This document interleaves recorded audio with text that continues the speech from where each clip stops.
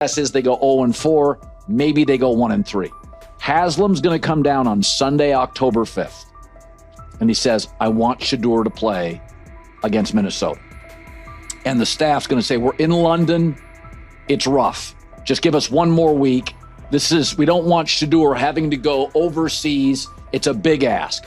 And so they stave off the owner for a week. Flacco loses that game. I believe Shedeur starts Sunday, October 12th. I'll keep saying it.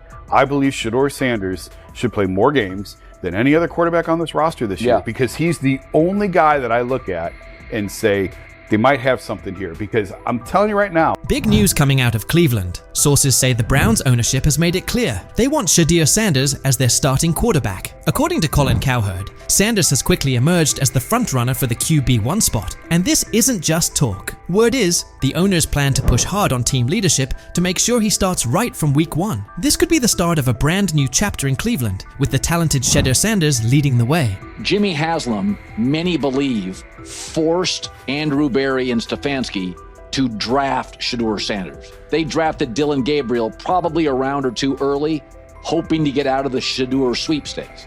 So the question is, at some point, Haslam's going to come down and say, play Shedeur Sanders. Colin Cowherd also dropped some inside info about what's going on behind the scenes. It turns out it's not just the front office pushing for the switch. Browns owner Jimmy Haslam has been a major driving force in this decision. Cowherd shared that Haslam actually stepped in and pressured head coach Kevin Stefanski to go with Shedeur Sanders, even though Stefanski wasn't initially on board. In fact, Stefanski reportedly tried to stop it from happening by drafting quarterback Dylan Gabriel in the 3rd round, just 2 picks ahead of Sanders. But now, Haslam is once again inserting himself into the mix, pushing Stefanski and the coaching staff to start Shedeur right out of the gate. The pressure is building, and it's starting to look like Shedeur could be taking over the reins sooner than anyone expected. Still, Cowherd pointed out that despite the owner's strong push, the coaching staff and front office remain hesitant to throw Sanders in immediately. They're apparently exploring ways to ease him into the starting role rather than rushing him onto the field. But Cowherd made it clear, this move feels inevitable. The Browns' ownership is all in on Shedeur, believing he's the future of the franchise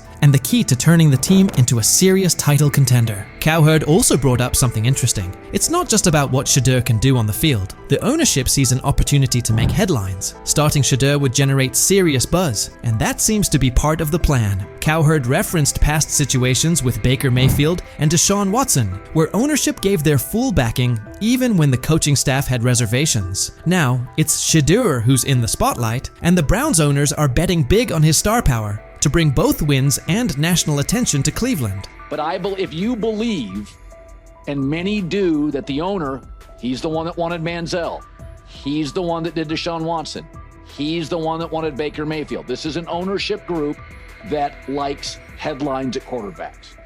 Shedeur's a headline. Dylan Gabriel's not. I mean, look, we're paying attention to the Cleveland Browns. Cleveland Browns GM Andrew Berry also shared his thoughts on the matter, making it clear that the team didn't bring in Shedeur Sanders just to have him ride the bench. In a recent statement, Berry stressed that Sanders was drafted with the intention of competing for the starting quarterback job. He pointed out that Shedeur has both the skill and determination to go head-to-head with the current QBs on the roster and make a strong case to be the #1 option. Shedeur, we talk oftentimes about quarterback being the most important position in the sport. We obviously spent a lot of time with Shedeur throughout the process. He's highly accurate, can play well from the pocket.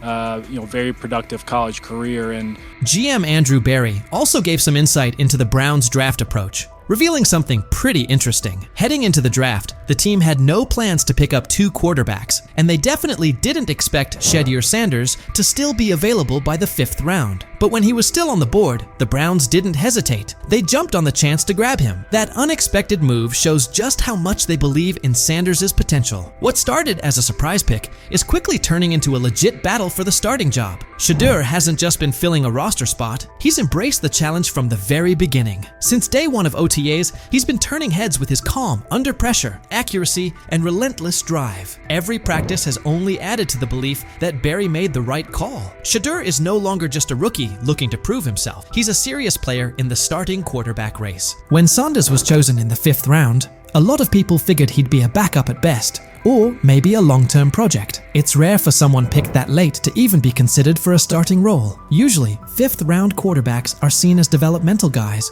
who need time before they're ready to contribute. But Shedeur is flipping that script. Instead of quietly learning behind the scenes, Sanders is making a clear impact during OTAS. He's confidently leading huddles, staying composed in high-pressure moments, and impressing the coaching staff with his smart decision-making. It's obvious now, he didn't come in just to watch and learn. He came to compete. His performance has changed the conversation, and he's now firmly in the mix for the starting job. What looked like a low-key draft pick at first is starting to look like a bold move with real upside. The buzz around Shedeur Sanders is growing fast, and he's become one of the most talked about players in Cleveland this offseason. If you're drafted in the 4th round or later, you're instantly running with the 2s. More often than not, even the 3rd round or later, you're more likely running with the 2s. Though Shedeur is probably going to still be running with the 4s, the coaches suggested there's going to be a fair opportunity for everybody. NFL insider Peter Schrager says this year could be a turning point for Shedeur Sanders. Even though he was a 5th-round pick, Schrager shared that Sanders is expected to get a real shot to play, something that doesn't usually happen for quarterbacks taken in the middle rounds during their rookie year. That says a lot about how much confidence the Browns have in his potential. They're not just bringing him in to slowly develop over time. They truly believe he's ready to make an impact right away. Quarterback is always going to be looming in every conversation. So I think they're going to want to get those guys action, Gabriel and Sanders. I think they're going to want to have one veteran quarterback. I don't know if there's a value in having both of those veteran quarterbacks and then having 2 rookies on the roster as well. Fans are fired up as they look ahead to the upcoming open training sessions, where they'll finally get a chance to see the Cleveland Browns hit the field. And there's one name on everyone's lips, Shedeur Sanders. With ownership fully backing him, Browns fans are feeling more hopeful than ever, especially after landing one of the most exciting quarterback prospects the league has seen in a while. Shedeur has quickly won over the fan base, and the hype around him is real. No matter the age, fans across Cleveland are eager to watch him showcase his skills up close. There's a real buzz in the air. And with the front office pushing for him to lead the franchise, this year's training camp is shaping up to be one of the most anticipated in recent memory. Fans are ready to show up in full force to see Shedeur put on a show. This moment is something Shedeur has been grinding for. He's been locked in through OTAs and minicamps, even during times when things didn't quite go his way. He hasn't always gotten the number of reps he wanted, but he's kept his focus on the bigger picture. As Shedeur put it, you have to understand your situation. Whether you're getting those reps or not, it's all about how you respond. That attitude has fueled his work ethic. While others may have let those setbacks slow them down, Shedeur used it as motivation to keep pushing forward. He stayed locked in, kept putting in the work,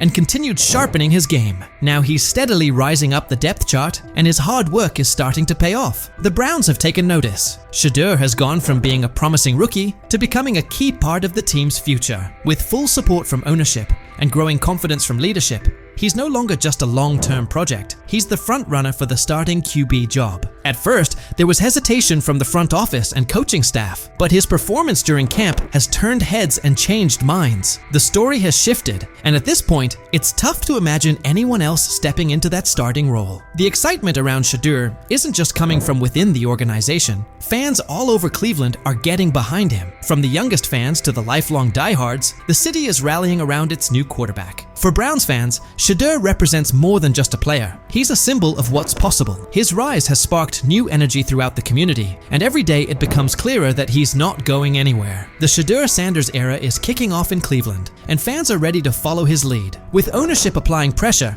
and Shedeur continuing to deliver, it puts the coaching staff in a tough spot. Will Kevin Stefanski stick to his guns, or will the front office's influence win out? Let me know what you think. Will Shedeur take that starting job, or does Stefanski have another plan in mind? We have seen Shedeur Sanders take second-team reps before, but today, interestingly, at least during one move-the-ball period, it was really one of the first move-the-ball periods that we've seen, the Browns actually had Shedeur Sanders go ahead of Dillon Gabriel. Yeah, I think so. I think he's earned it, and I think we've all seen that. He's done a really, really nice job with all of the things that the Browns have given him to do so far. Big news out of Cleveland. Things have taken quite a turn. Mary Kay Cabot, who used to be one of Shedeur Sanders' biggest critics, is now giving him credit where it's due. She recently shared that Shedeur has officially moved up to take first-team reps at training camp, ahead of Dillon. According to Cabot, Shedeur didn't just land the spot, he genuinely earned it, showing real improvement and skill. This is a big shift in how Shedeur is being talked about, and it really speaks to his hard work and focus. Cabot now says he's no longer just a rookie backup, he's a real contender for the starting QB job. Head coach Kevin Stefanski has reportedly approved Shedeur for those first-team reps, which are expected to start next month. It's a big step forward, and a clear sign that Shedeur is ready to compete at the top level. As we get closer to the season, all eyes will be on Shedeur to see if he can lock in that starting role. But it wasn't always this way. Back during minicamp and OTAs, Cabot was one of his toughest critics. She constantly labeled him as a fourth-team quarterback and argued that he wasn't getting the reps he needed to show what he could do. For a while, she seemed like one of the only media figures not sold on his potential. While most of the coverage was backing Shedeur, Cabot stood firm in her doubts about whether he was truly ready. The way it played out yesterday is the way that I thought it would, is that Shedeur right now is the fourth-team quarterback. He did not take any team reps yesterday. Sometimes there's misinformation that comes out of an OTA like that, but he just did not take any team reps.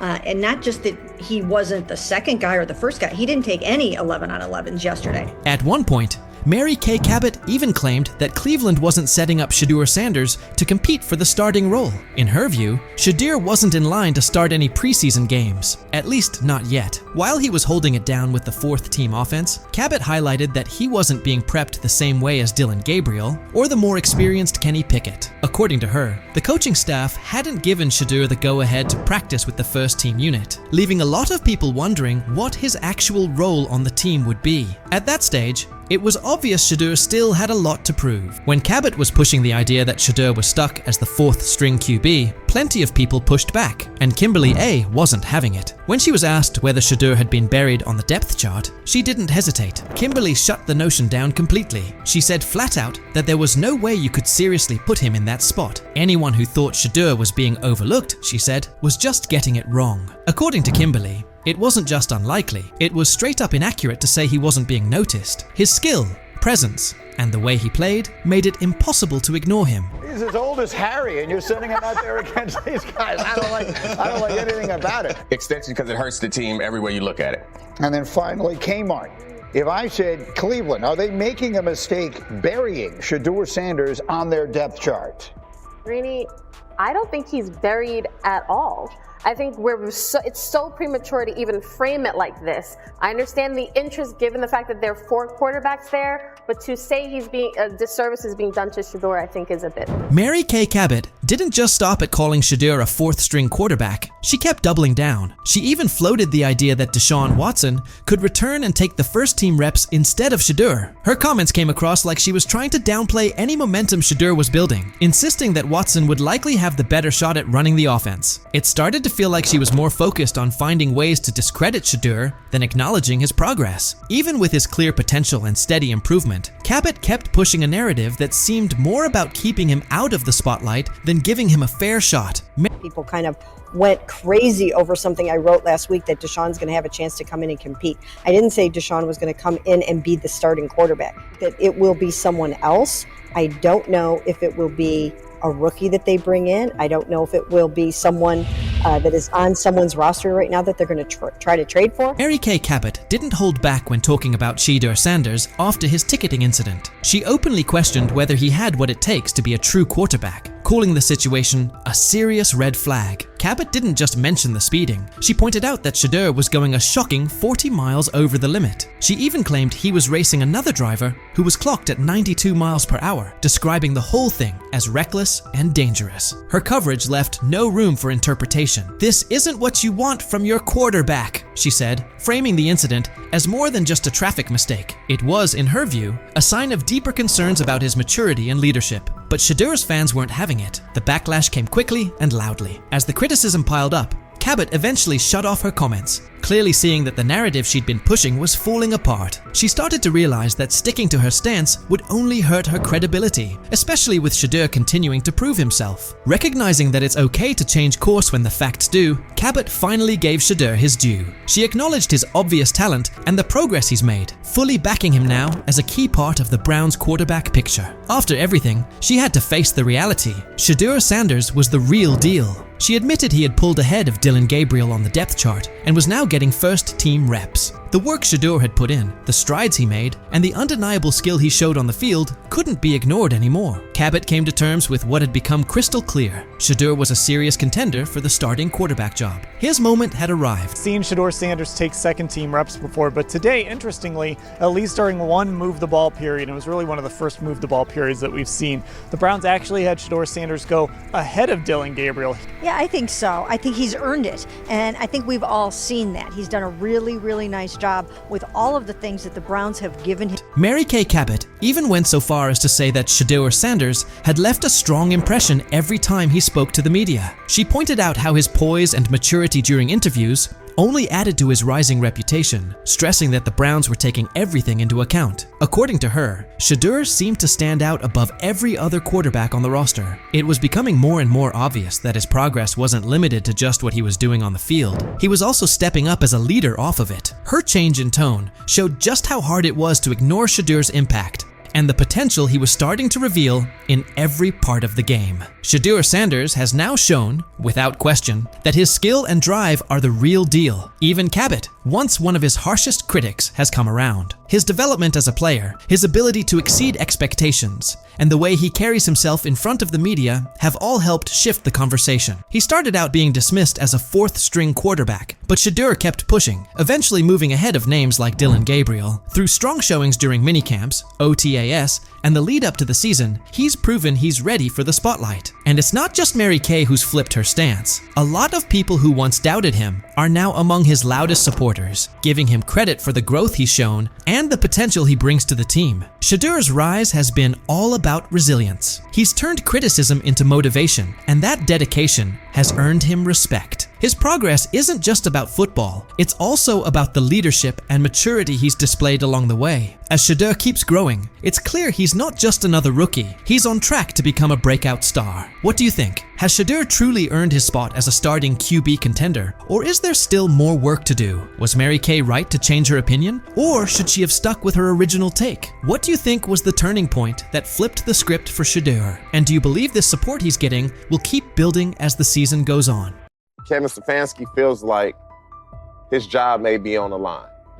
I don't concern myself with outside type of things, but I'm committed to his development, just like all of our rookies. So we'll continue to focus on getting our guys better, and that's what we'll stay committed to, and that's what's important to me. And so you didn't get this man a fighting chance to compete. He went into a gunfight with 2 knives. He gonna lose that every time. You know you're going to waive Tyler Huntley. So what good did that 2-minute drive do for him? Was it going to help him?